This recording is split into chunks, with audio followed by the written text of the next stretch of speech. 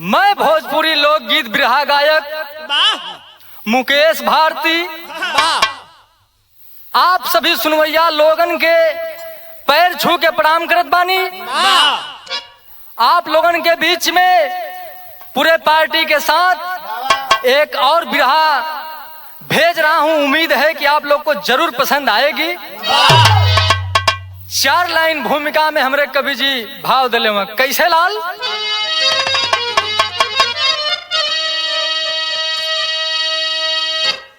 बाग लगाया था माली सुमन के लिए,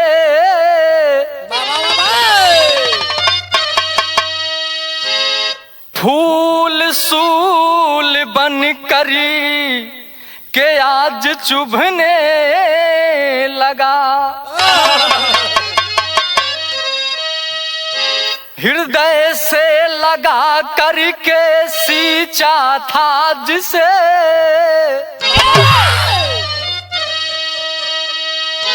आज वही आग बन करके जलने लगा। जिसके लिए था सजाया सपना हजार, समय से पहले देखो बिखरने लगा। माता पिता का उस वक्त दिल दुखा है, बेटा जब अपनी राह को बदलने लगा।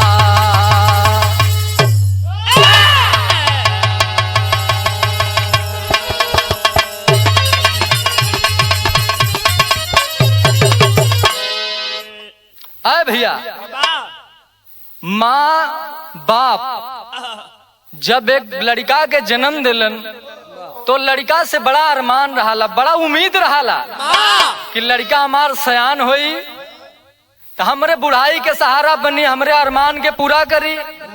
लेकिन यह जमाना में तो लड़का ऐसन ऐसन काम करत हुअन कि का बताएं, कुछ कहे लायक ना बा। तो हमरे बिरहा में एक लाइन गजल के टुकड़ा बा कैसे। वाह वाह, कौनो आशिक मासूका के बात बा। आशिक कहत बा का कि मेरे खून दिल की मेहंदी, अरे मेरे खून दिल की मेहंदी हाथों में ना लगाना।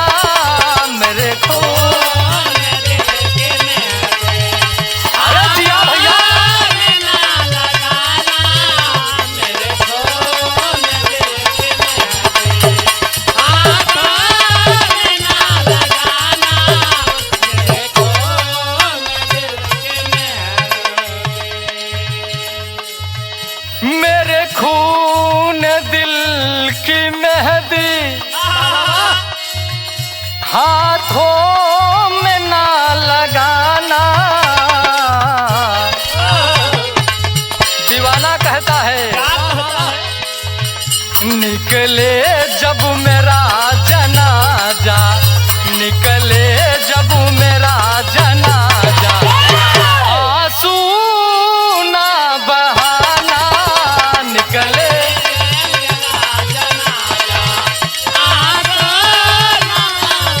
अरे जिया जिया,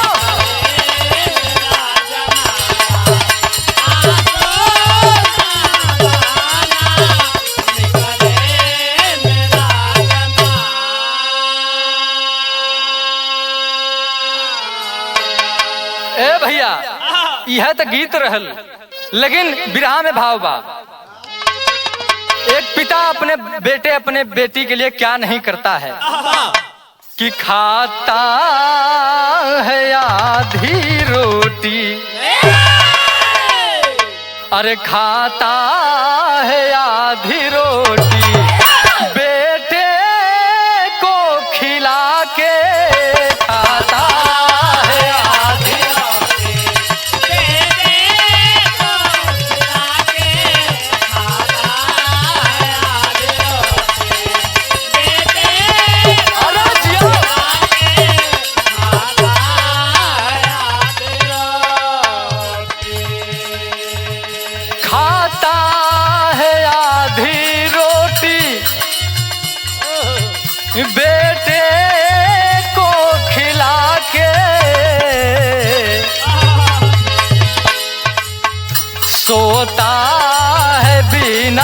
गुदरी, सोता है बिना गुदरी, बेटे को सुला के सोता है बिना गुदरी, बेटे को सुला के सोता है बिना गुदरी, बेटे को सुला के सोता है बिना गुदरी।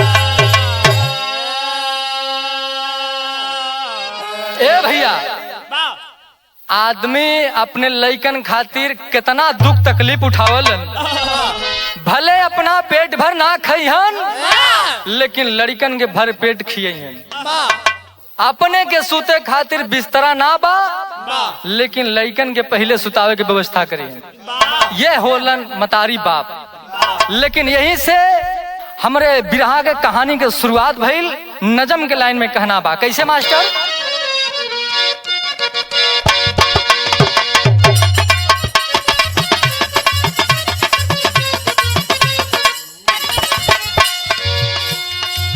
बनाने वाले ने बनाया था संसार सही, बनाने वाले ने बनाया था संसार सही, आकर लोगों का बदला है विचार यही।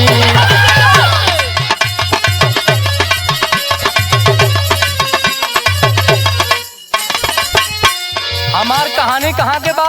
कहाँ का? प्रांत गुजरात,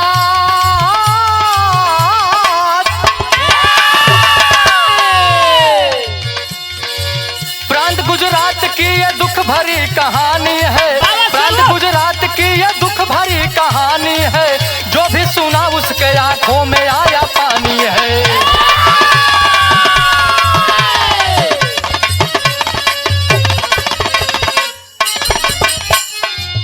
आज भगवान से रमेश का दिल टूट गया, आज भगवान से रमेश का दिल टूट गया, दुल्हन सीता का भी मन रूठ गया।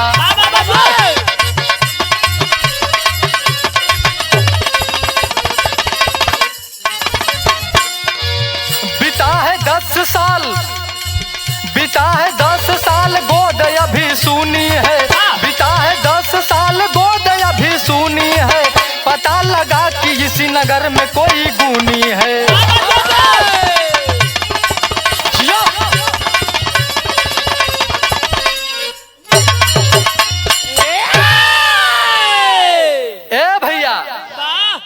बनाने वाले ने संसार को बहुत अच्छे तरीके से बहुत बढ़िया सा बनाया था, लेकिन कहल जाला कि यहाँ अइले के बाद लोगन का विचार बदल जाला।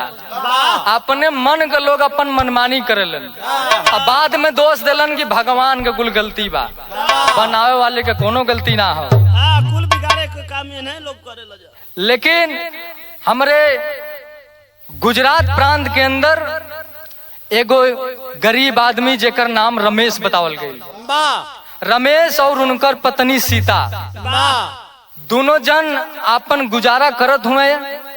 बस दुख एक बात का बा कि 10 साल शादी के गुजर गईल, गोद में को लइका नहीं खे।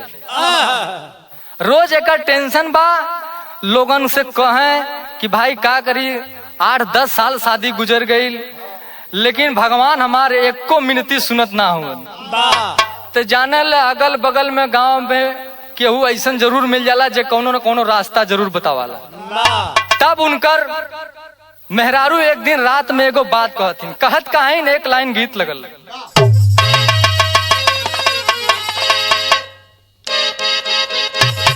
जियो जियो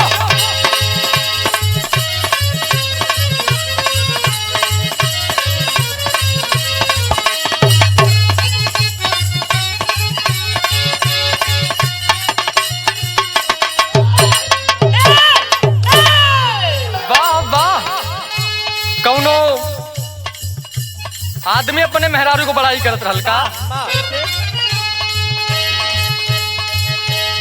हंसलू जब ये गोरी,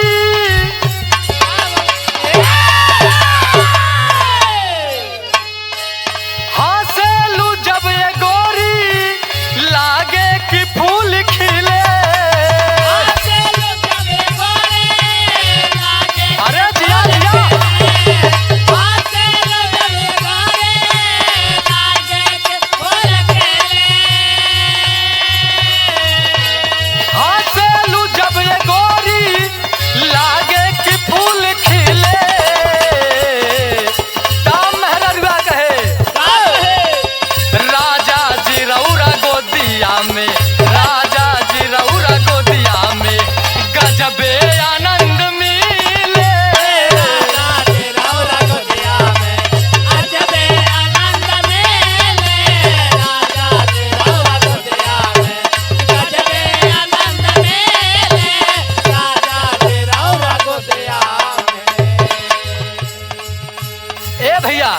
ई त गीत रहल, लेकिन सीता अपने आदमी से कहथिन का, मारे लालो गवाताना जीवा हमार जा रे, मारे लालो गवाताना जीवा हमार जा रे, मारे लालो गवाताना जीवा हमार जा रे,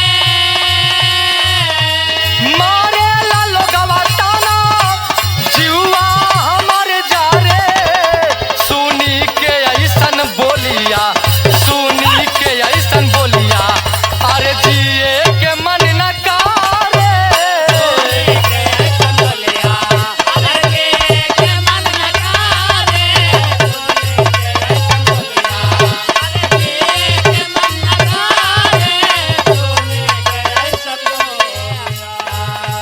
सीता रमेश से कहथिन कि ये सैया ये अगल बगल के लोग हमके जवन ताना माराला करेजा के छेद दिले इनकर बात, हमसे ही रोज रोज का ताना बर्दाश्त ना होत हो। अरे सब बतावलन कि ये दुनिया में देर बा अंधेर ना बा, लेकिन का हमने का कहीं सुनवाई ना होई का। तब उनकर आदमी रमेश बतावत हुआ का, कर्म कैलिए धानी हमहन के काम बाटे, कैले धानी हमान के काम बाटे, कर्म कैले धानी हमान के कर्म बाटे, फल दिहल ये धानी विधाता के नाम बाटे, कैले धानी ये धानी बाटे, कैले धानी विधाता के बाटे। तब सीता कहते का, तू तो करेला काम रोज रहीला हम घरे, उता करेला काम रोज रहेला हम घरे, उता करेला काम रोज रहेला हम घरे, तू तो करेला काम रोज रहीला हम घरे, सुनी के ऐसन बोलिया, सुनी के ऐसन बोलिया, अब जिए के मन न करे, ऐसन बोलिया अरे जिया मन करे, सोने के ऐसन बोलिया अरे मन करे, सोने के ऐसन बोलिया। ए भैया सीता अपने बात के जब रमेश के सामने रख ली, रमेश बहुत समझावत हूँ, कहना देखा मुसीबत से कबो घबराए के न चाहिए, समस्या देख के घबराए के न चाहिए, हमने का कर सकीला, हमन का काम बा बस अपन कर्म कई, फल तो भगवान के न हाथ में बा, जब भगवाने न चाहिए तो हमने का करो, बड़ा समझावत हुआ, तू तनको टेंशन मत ला, होई हुआ जौन विधाता चाहिए। तब विरहा में एक लाइन गीत बदल गई,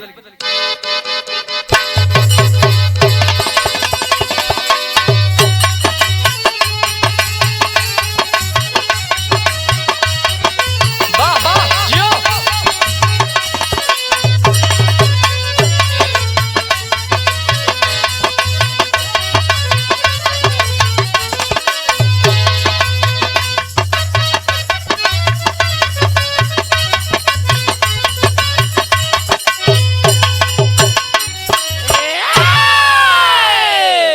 मास्टर साहब हमरे वह गीत का संकेत कैलन, ए घड़ी सुभाष भैया जौन नई नई पतो है आवत है, ससुयन के बड़ी तकलीफ मिलत है, तो देख के जमाना यह लाइन के कहत बाका, कि आज काल के हो, अरे आज काल के पतोहिया बड़ा रंग करे, ससुयन के तंग करे ना, आजकल के पतोहिया बड़ा रंग करे, ससुयन के तंग करे ना, आजकल के पतोहिया बड़ा रंग करे, ससुयन के तंग करे ना। ई त जमाना का दर्द बा, लेकिन हाय देखा सीता रमेश का दर्द। आओ कितना बढ़िया बा। गांव घर का बात सुन के कुछ उपाय करे चलल हूँ। ओझा सोखा के हो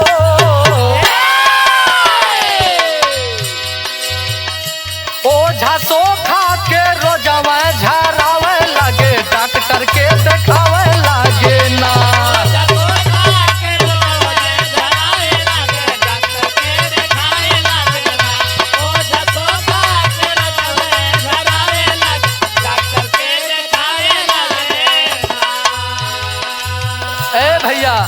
आस पड़ोस नात रिश्तेदार के लोग बतौलन कि भैया अगर ना ही कुछ भला होत बा तो तनी लोग बतावलन कि दवा भी करे दुआ भी करे। तो तनी ओझा सोखा के दिखाला, डॉक्टर के दिखाला, हो सकला भगवान तो भाग बदल दे। वो नहीं का बात मान के 2 4 6 10 जगह देखौलन। जब भला ना भइल तो मन में एक दिन विचार आयल कि देवों के देव महादेव, तीनों लोकों के जो मालिक हैं, सब सुनीला उनकर पूजा करलन तो कामना जरूर पूरा होला। हमरो मन करत बा कि दोनों प्राणी उनके चरण में चली, हो सकाल यहीं से किस्मत बदले। तो कैलन का कैला बाबा के पूजनिया,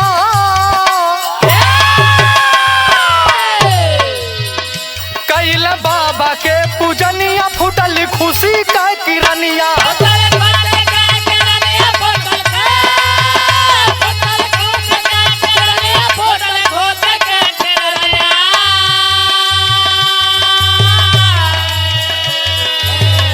कैला बाबा के पूजनिया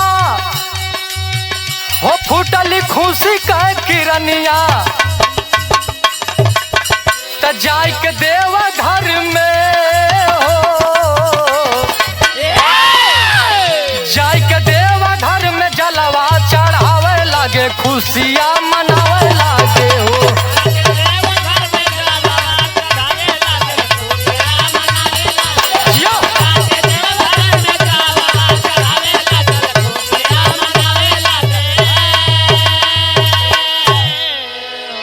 ऐ भैया भगवान भोलेनाथ का पूजा अर्चना दोनों प्राणी बड़े मन से शुरू कैलन। आखिरकार भगवान का मर्जी,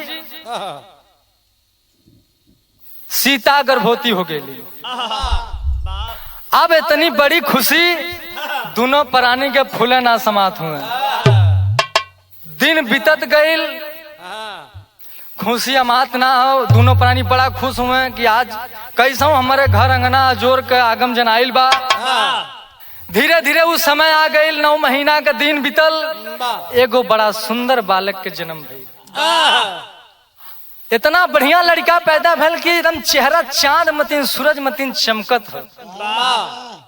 आ जब लड़का इतना सुंदर देखला रमेश, न सोचला न समझला, ताव से लड़का का नाम बड़े प्यार से सूरज रख दिले। आज सूरज के घरे अब गाना बजाना का लोग तैयारी गांव में जन्म कर, जब लड़का होला तो अगल बगल वाली जुट के सोहर पचरा गावे शुरू करेले। तो मास्टर भैया तनी एक लाइन सोहर का भाव।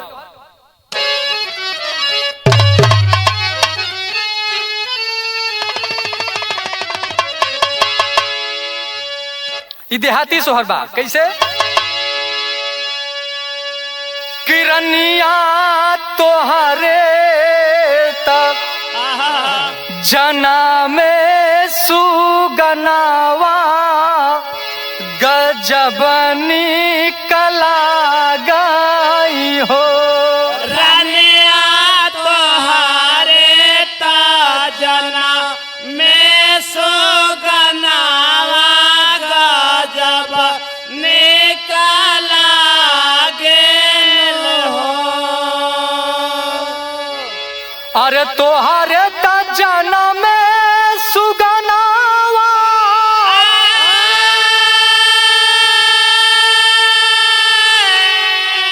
गजबनी कला गई, गजबनी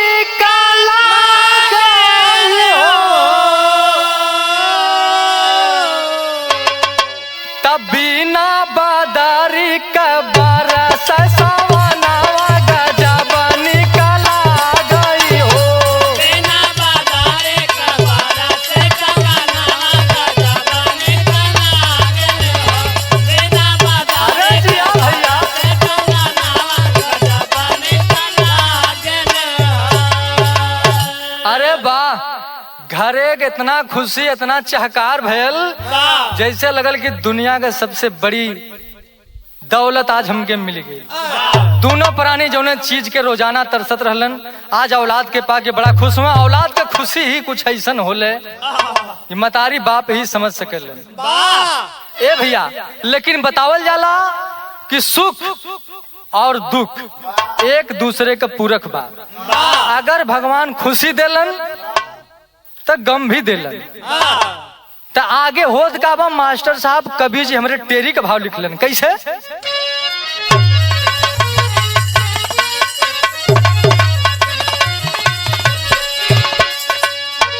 अरे मोरे राम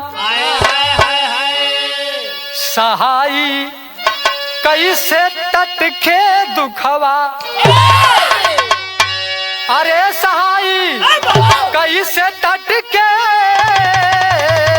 हो, अरे सहाई कैसे टटके दुखवा, तब ममता बिलख उठी है आंसू रही बहाई। अरे बहाई, अरे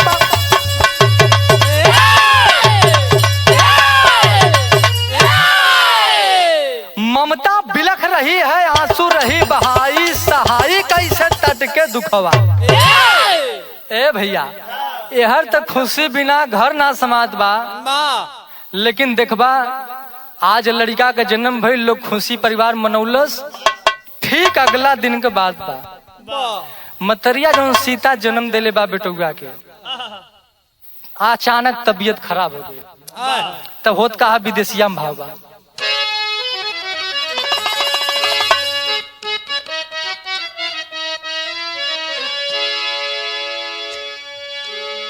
कि सीता बेमार भैली, भाग से लाचार भैली, रमेश के बोला काहे दिलावा के बतिया।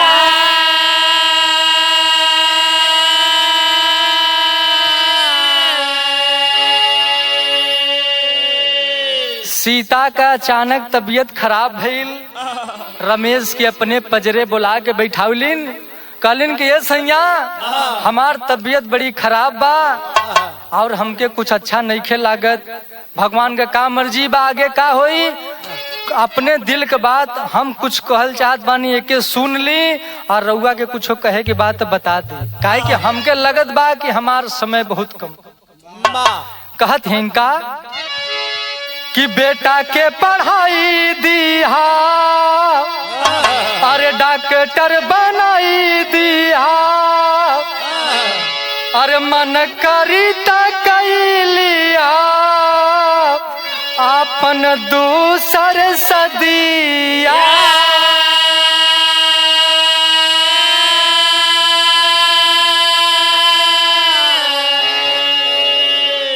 कहले हमारे एगो ख्वाहिश बा, दिली इच्छा बा कि हमरे लड़का के बढ़िया से पढ़ैया लिखैया, मेहनत मजदूरी भले कर लिहा, लेकिन हमरे लड़का के डॉक्टर जरूर बनैया।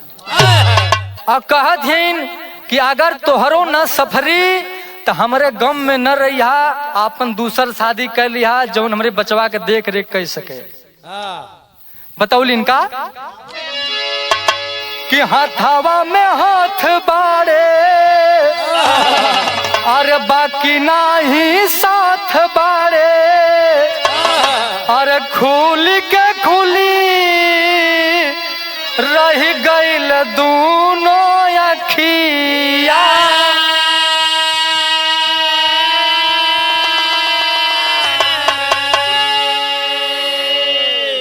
सीता रमेश का हाथ अपने हाथ में लेके इतनी बतिया कहत हैं, कहते कहते दम के तोड़ दिली। हथवा में हाथ लेके झकझोर के रमेश रोवे लगलन। कहलन कि अरे सीता, पूरी बतियों के ना कहे पौलू और हमके छोड़ के चल गईलू। झरझर झरझर आंख से आंस गिरत हो। छोट सा गदेला लेके 1 दिन का बालक बा गोदी में रोवत हुए, सोचत हुए आज जैसे लगत बा कि दुनिया के खुशी मिलल रहल, आज लगत बा कि दुनिया से पूरा सहारा हमार टूट गई। आखिर अपने लड़का के लेके केहू तरे पत्नी का दाह संस्कार कैलन, आगे के क्रियाक्रम निपटौलन। तब कैलन का एक लाइन गीत बदल गई।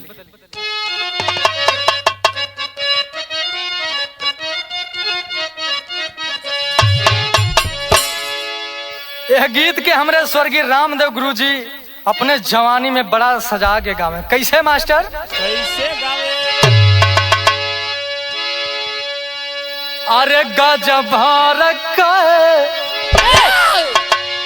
अरे गजब भारत को गुजारिया गजब का रहो गजब। अरे जिया मालिक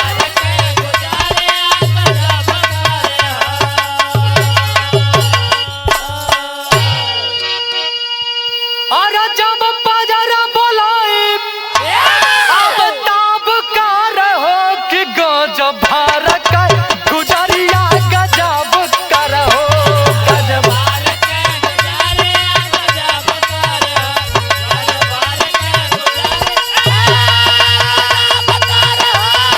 अरे जिया भैया जिया।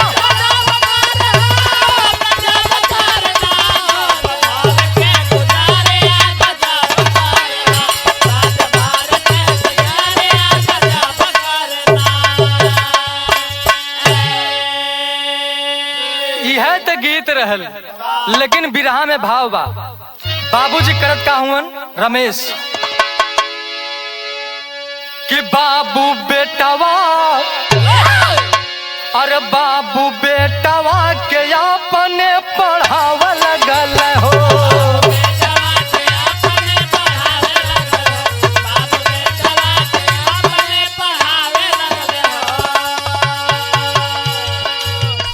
खून पसीनावा से सपना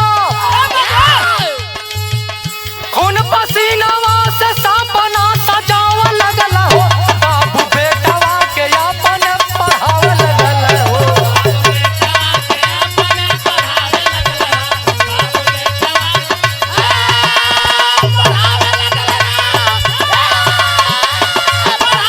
अरे जिया भैया।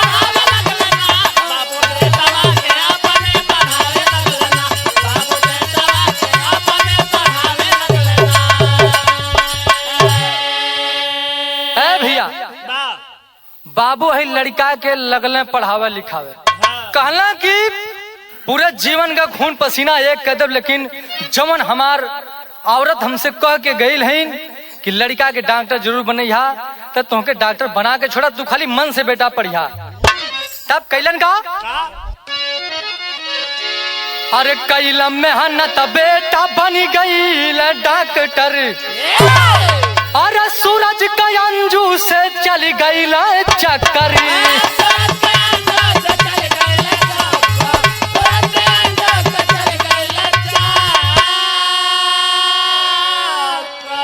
अरे अनाथ वाली बतिया तब बताव लगल हो कि बाबू बेटवा के अपने पढ़ाव लगल हो। ए भैया ऐसन अक्सर सुने के देखे के मिलाला।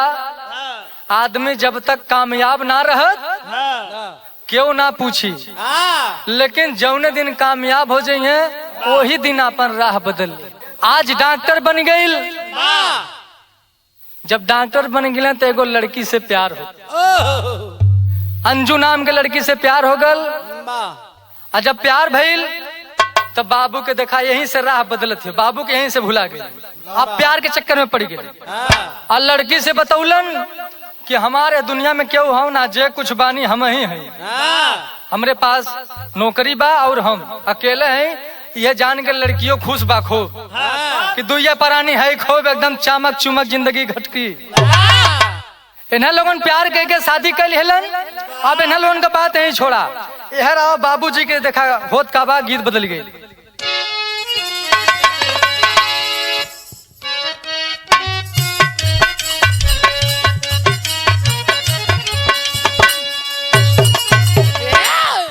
यह गीत के मतारी बहन बड़े मन से गावेली।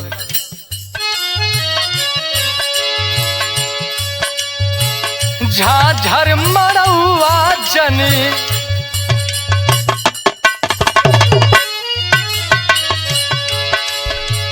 झाझर मड़ुआ जन छा वही हाय बाबा हो झाझर मड़ुआ जन छा वही हाय बाबा हो लगी हाँ सुरु जावा की ज्योति हो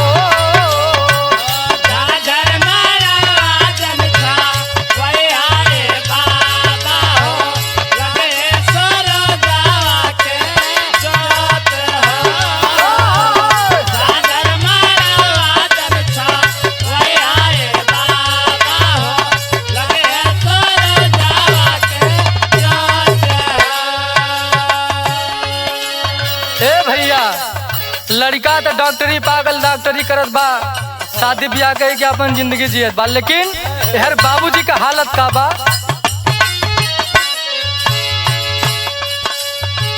धीरे धीरे बाबूजी के आइली बुढ़ाइया हो धीरे धीरे बाबूजी के आइली बुढ़ाइया हो दहिया भाइल बा कमा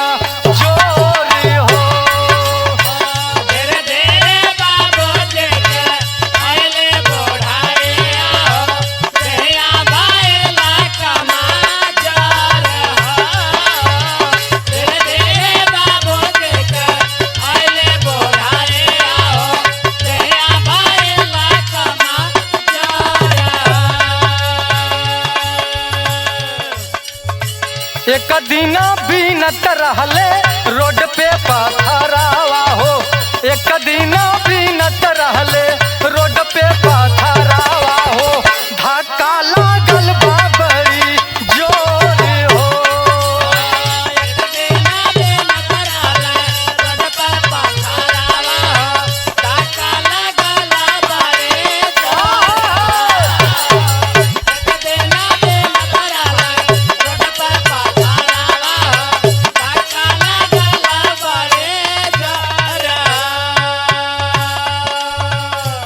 भैया वही रमेश है लड़का के पाल पोस के इतना दिन गुजर गई शादी ब्याह हो गल अब तक धीरे धीरे रमेश बुढ़ा न गईलन बुढ़ाई के शरीर बा लेकिन मेहनत मजदूरी कैल छोड़लन नहीं एक दिन काम करत हुए रास्ते में रोड का काम चलत बा ईटा पाथर सरियावत बिनत रहलन कौनो गाड़ी आयल धक्का मार दिलस रोड पे गिरल हुवन लेकिन इंसानियत देखा गाड़ी का ड्राइवर कोनो मैडम रहल गाड़ी खड़ी के निकल के बहरा आई और रमेश के उठा के हॉस्पिटल ले गए जब हॉस्पिटल में ले जाके भर्ती करौलस वो समय रमेश के होश ना बा लेकिन वह मैडम अभी भी हॉस्पिटल के बाहर इंतजार कर रही है कि होश आएगा मुझे जानना है ये इंसान है कौन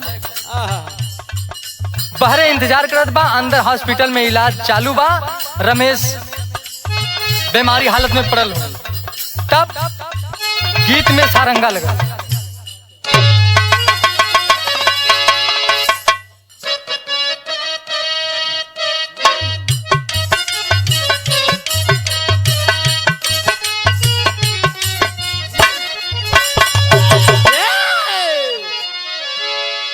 खुला आँख ताबो खुला आँख ताबो लव के अंधारावा हो लव के अंधारावा हो दुनिया में केहू ना देखाए आइल बाहोश जब आइल बाहोश जब पवली खबरिया हो पवली खबरिया हो दवड़ी के मैडम गईली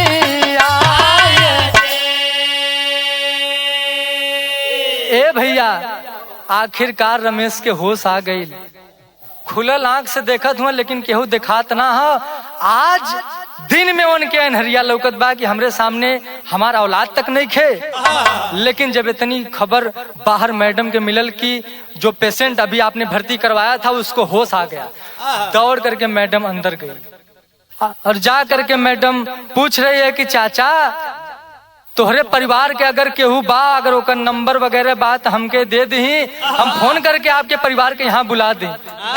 लग रमेश रोवे लगल आ रोई के एगो बात कहलन का कि बाड़िया भागा बाप, बाड़िया भागा बाप, डॉक्टर मोर बेटावा हो, डॉक्टर मोर बेटावा हो, साथी मोर गइल पारा।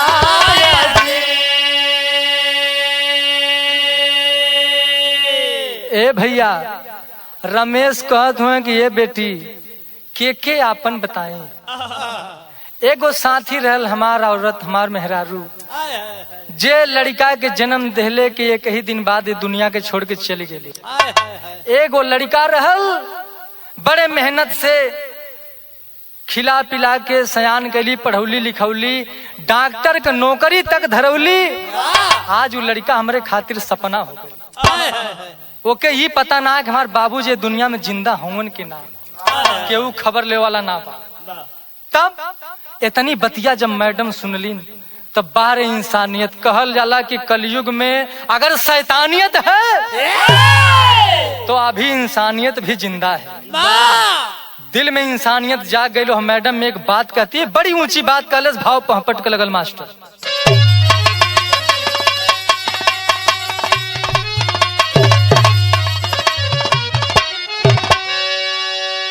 अरे धर्म का बेटी बन, हम धर्म निभाइब हमारे बाबूजी।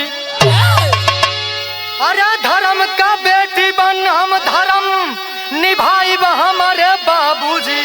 अब काबो नाही तोहरा के बिसराइब हमारे बाबूजी।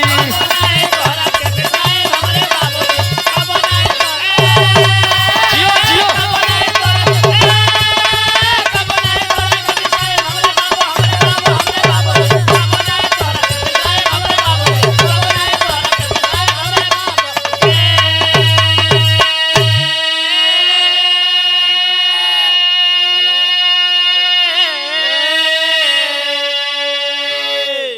अरे गम के जगहिया छलकल बा खुशी के आंसू हो। तोहरा जैसन बहू पावे ससुर और सासू हो।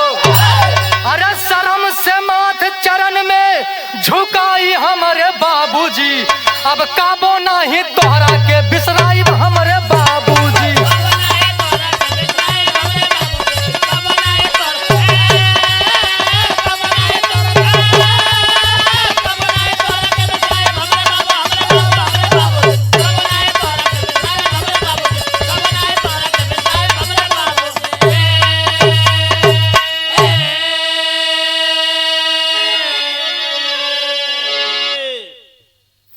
भैया लड़किया जो मैडम रहल जब इतनी बात के सुन ले बड़ा शर्मसार हो गई कि बाहरे जमाना मतारी बात जो दिन लड़का पैदा भैल हुई तो का न कैले हुई।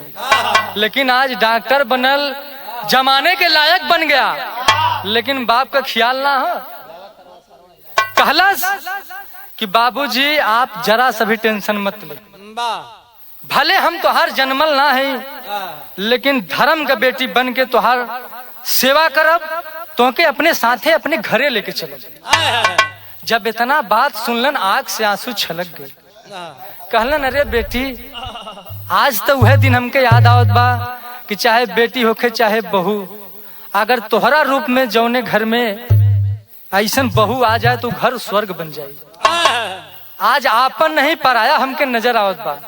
तब लड़कियां हॉस्पिटल से लेके घरे जात बा, भयल का आलम का प्रमाण लगल।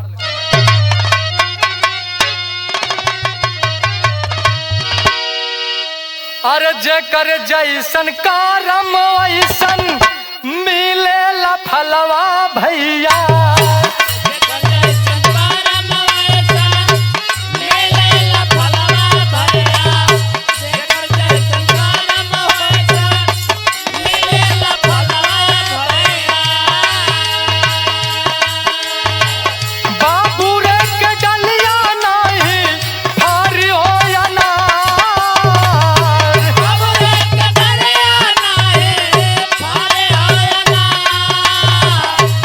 Bye.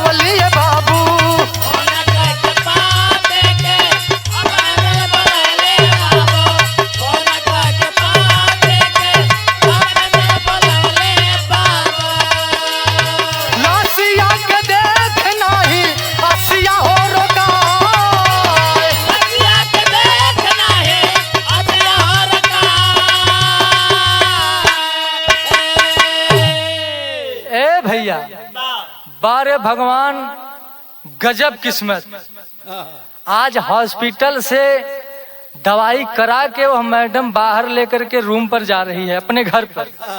लेकिन बारे भगवान का माया, रास्तवे में जो उन्हें गाड़ी से लेके जात रहल गड़िया से एक्सीडेंट हो गया। गाड़ी ढंगलियात मंगलियात खाड़ी में चल गई। अब खाड़ी में गिरल जो रमेश रहलन वो तो वही समय उनकर प्राण निकल गए गड़िए में। और वह मैडम जो इंसानियत के लिए मर रही थी उस बुजुर्ग के साथ एकदम घायल अवस्था में पड़ी है। तब वो समय अपने पति के फोन लगोलस कि ऐसी ऐसी घटना मेरे साथ हो गई है।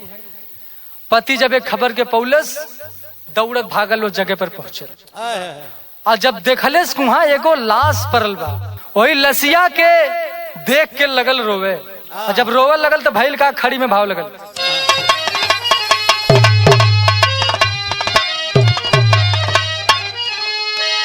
अरे कैसे माफी मांगी, अरे कैसे माफी मांगी के सुनी अब हमार बतिया,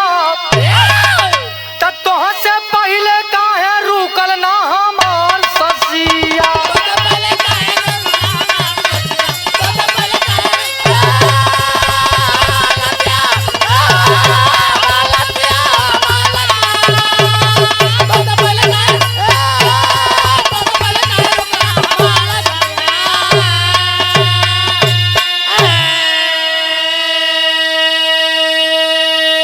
ए भैया रोवत का देख वह मैडम पूछ रही है कि आप क्यों रो रहे हैं, आपके आंख से आंसू क्यों चल रहा है, आपका इनसे क्या लगाव था, आपके कोई नात रिश्तेदार थे, कौन थे।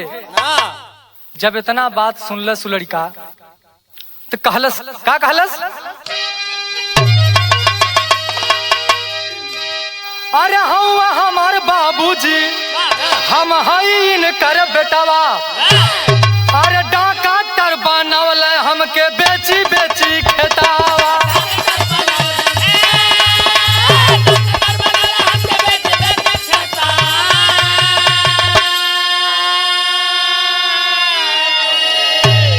अरे न जाने कहवा हमार बमराइल मतिया, तो से पहले काहे रुकल ना हमार ससिया।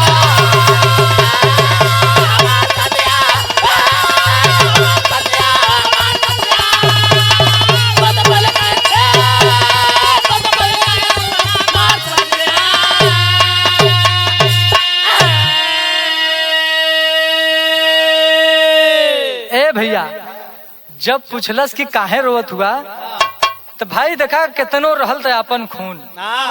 जब इतना सुनलस कहे का बताएं, यह हमार बाबूजी हुवन, हमके पाल पोस के बड़ा कैलन, पैसा कौड़ी के बड़ी दिक्कत रहल, खेत बेच बेच के पढ़ौलन, आज हम इनके देन से ही डॉक्टर है।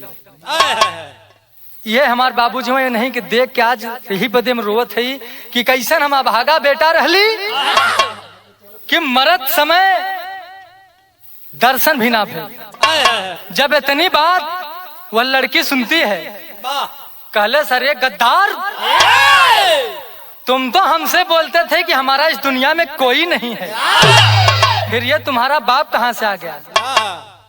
बाहर जमाना बाप जवन तोरे खातिर का ना कैलस, आज डॉक्टर बना के दुनिया के छोड़ के चल गई, और तुम बोलते थे मेरा इस दुनिया में कोई नहीं है। आज हमके समझ में आवत बा कि हमारे धर्म के ससुर जी रहले, और हमें तो धिक्कार है तुम्हारे ऊपर। जो औलाद अपने बाप का नहीं हुआ वो हमारा क्या होगा। हम तो तुमसे शादी करके बहुत बड़ी भूल हो गई हमसे। तरह तरह के बात लड़की बोलत बा, लेकिन कहना बा कैसे। यह जमाना से एक बात हम कहते का, अरे माई बाबू के अपने दिल ना दुखावा, नारी के मोह में ना दूरिया बनावा।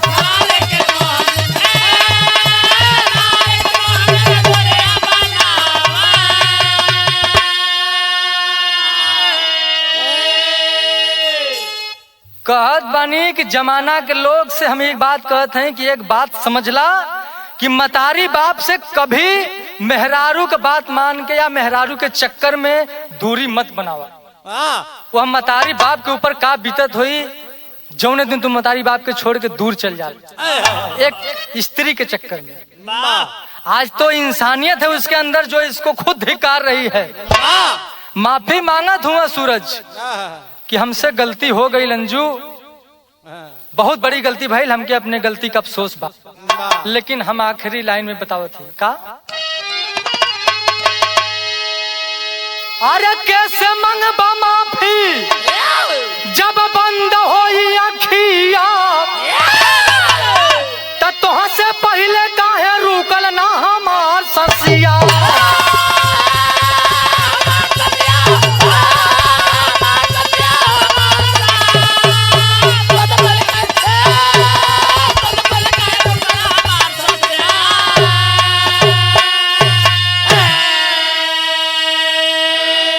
यही बदे कहत है कि मतारी बाप जब तक जिंदा है सेवा कैला सम्मान कैला, जौने दिन मर जाई है कुल माफी बेकार हो। आज देखा मर गल हुआ माफी मांगत हुआ कौने काम के, तक मेहरारू के चक्कर में मतारी बाप से दूरी मत बनावा।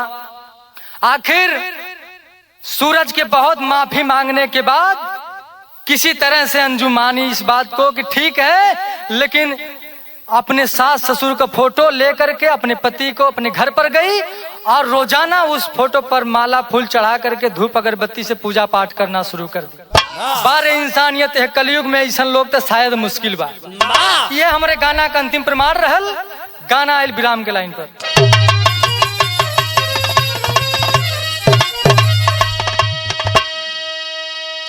गुरु बिहारी गुरु गणेश धन्य राम लाल की लीला।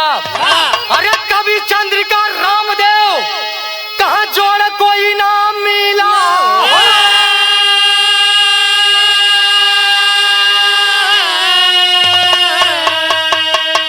अरे सहाई कैसे तट के दुखवा तब मुकेश उमेश लाल ना के साथ निभा।